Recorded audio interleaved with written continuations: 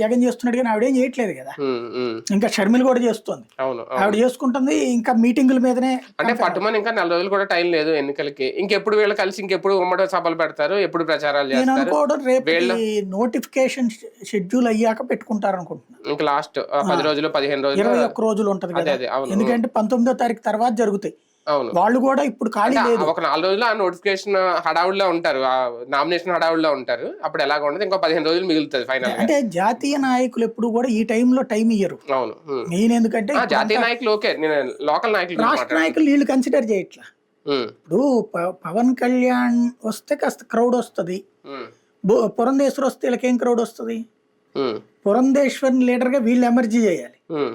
అది వీళ్ళకి ఇష్టం లేదు. కానీ లాస్ట్ మొన్న జరిగిన తెలంగాణ ఎన్నికలు చూస్తే భారతీయ జనతా పార్టీ చాలా ఫోకస్ పెట్టింది తెలంగాణ మీద, వరుసగా రావడం, సభలు పెట్టడం. మోడీయే చాలా సభలు పెట్టారు, ఏదో లెక్క చెప్పారు కదా, 7 సభలు ఎన్నో వరుసగా పెట్టారు.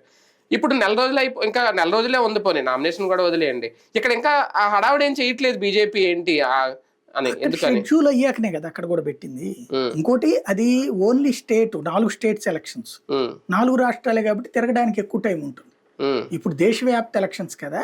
ఉమ్.